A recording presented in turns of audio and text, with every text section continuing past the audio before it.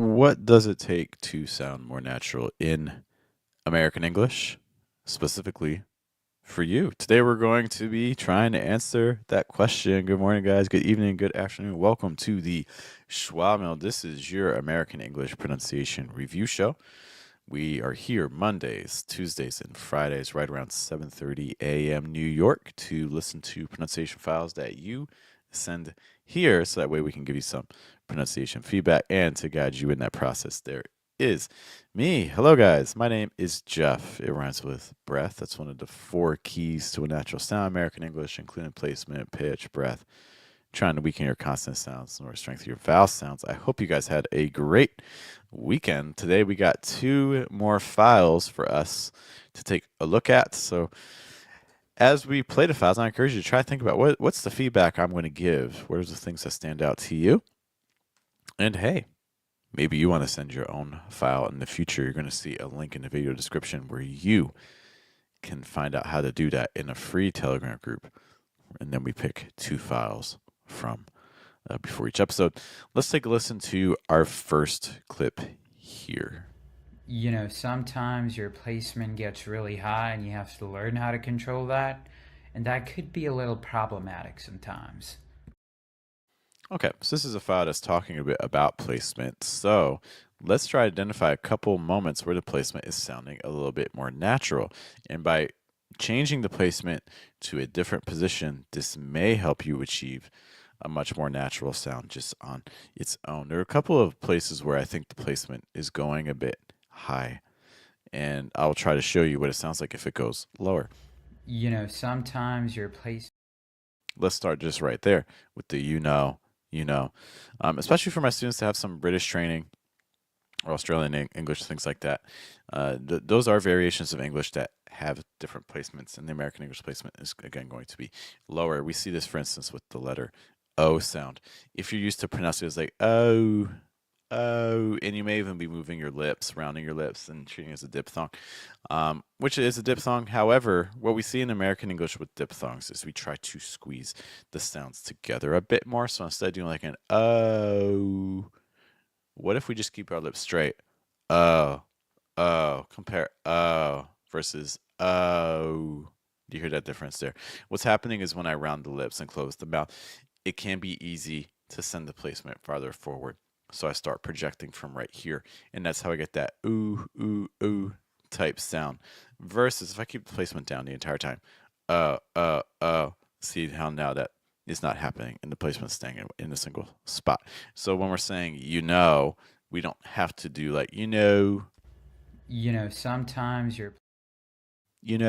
versus So one thing that can help to keep that placement down is, again, just trying to minimize the mouth movement. It might be good to watch yourself in the mirror saying this and ask yourself, like, hey, can I just keep my lips straight and say this and still get the sound? Sometimes your placement gets really high and you have to learn how to control that. I'm also seeing that some letters can also have a tendency of raising our placement. We want to watch out for P's. We want to watch out for B's. We want to watch out for R's, and we want to also watch out for L sounds. And there's a couple of L words I want to take a look at here. Sometimes your placement gets really high and you have to learn how to control that. Okay. Firstly, the word placement.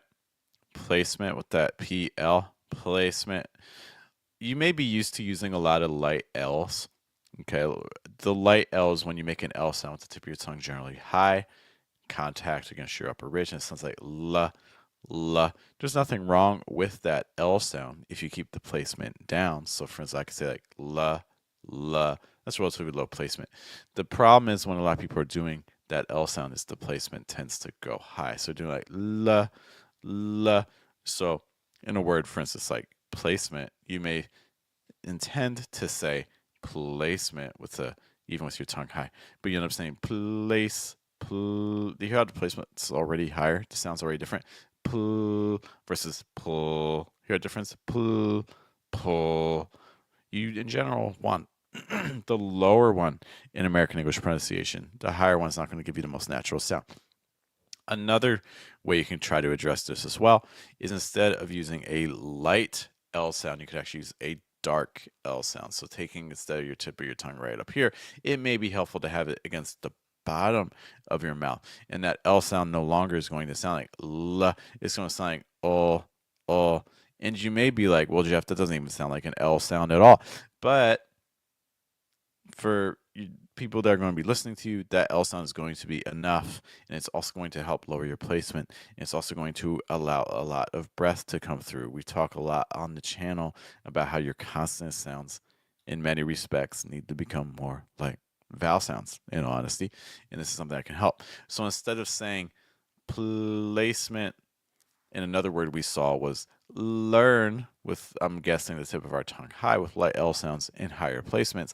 It may be helpful to use a dark L sound with the tip of our tongue down against our lower front tooth and trying to say instead placement. Compare placement, placement, placement. That's a higher placement. Placement, that's a lower placement. Same idea with the word learn. My higher tongue position was saying learn, lower tongue position and lower placement was saying learn, learn, learn, learn, learn. Sometimes your placement gets really high and you have to learn how to control that, and that could be a little problematic sometimes.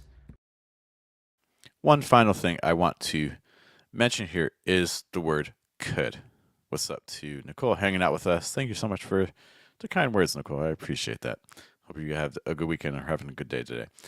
The word could. One thing we want to remember, American English, there's a battle going on. There's a battle between vowels and consonant sounds. American English wants the vowels to win. We don't care so much about the consonant sounds. What's happening here is we're just not giving a lot of space to our vowel sound on the word could. Sometimes your placement gets really high and you have to learn how to control that, and that could be a little problematic. You can hear how high else causes the placement to go. And that could be, and that could be. Okay, so what's happening here is you have a K sound that I'm guessing you're using a higher placement on as well. It's like k, k, k versus a lower placement k, k, k. Here a difference between k, k, k and k, k, k. Okay, the other thing is too that your k sound is so heavy that it's just swallowing up your entire vowel, so you don't really get much of a vowel at all. But the vowel is the most important part. That's the part I really need. So let's go weaker on the k sound and let's go more space on the vowel. That could be, versus that could be, that could be, that could be, that could be. See what happens when I lower the placement and get more air coming through. I think it's going to give you a more natural sound. All right. Those are just some quick tips for that file. Thank you so much for sending that. Before we take a look at our next file and also a question from Nicole, I just want to give a quick shout out to our sponsor, which is me with the Magnet Lab. In case you haven't heard about it, we have a group coaching program that is entirely focused on improving your presence in conversations so people want to listen to you, but also helping you become a better communicator with your voice, your body language, and honestly, even the times where you're saying nothing at all. If you are interested in becoming a better communicator, our Magnet Lab program might be really helpful for you. We meet every day for 30 minutes, and if you would like to be part of the very next session, then I encourage you to sign up soon, also because the price is going to be going up on September 1st. And whatever price you pay right now is the price you're going to pay as long as you remain in the program. So if this is something that you were thinking about doing, I encourage you to do it soon, so that way, I mean, you're going to get the same content, but at a cheaper price. So why not do that if you can? So I hope to see you there in the Magnet Lab. I did want to get to Nicole's question here. Thank you so much for sending this. Nicole asked, what exercise do you recommend to pronounce the S at the ends of words? Oh, God, that's a seemingly simple question that is not really simple to answer. So a quick thing about the S from a placement perspective is, again, just like the things we're talking about from placement, you don't want to pronounce an S sound like s, s, s, where your placement is projected here. You want to project from a lower position. You want to be projecting from right around here, your chest, diaphragm area. So it's not going to sound like s, it's going to sound like s, s, s. Here, the difference between s and s, s, s. It may help to press the tip of your tongue against your bottom front tooth when you're making that sound. That may help to lower placement. But in general, final S sounds. They need to be present but not dominant. So the vowels that come before the S are going to be more important than the S, okay? The other things I will say is that if the S comes after a voiced sound, like let's say like the word cars, cars, then it's going to have a slight Z sound. It's going to be a little bit voiced as well. Cars. If you ever watch Rachel's English, one thing she suggests is just if you make a real short S sound, that can help make it sound voiced as well, just like s, z, s, cars, cars. So it's just not dragging the S too long for those voiced ones. If the S comes after a voiceless sound, like like um, like lists, lists. Okay, hear that final S stays like a S sound because the T is voiceless. Okay. The last thing I will say is that there are going to be situations where you think an S is pronounced like S, but it's actually slightly voiced. It may be helpful to find like a general word list that has S sounds that sound like Z's. So, for instance, like his, because, these, is, was, words like that. These are words that are going to have Z sounds. A lot of times when you see a vowel plus an S, that S will get voiced, though not always. It's a complicated topic, but hopefully at least gives you some things to get started on thinking about. Okay, thank you, Nicole, for asking that. All right, let me pull up our second file for today to see what sort of suggestions we can give. Yeah, I'm sure it's all right.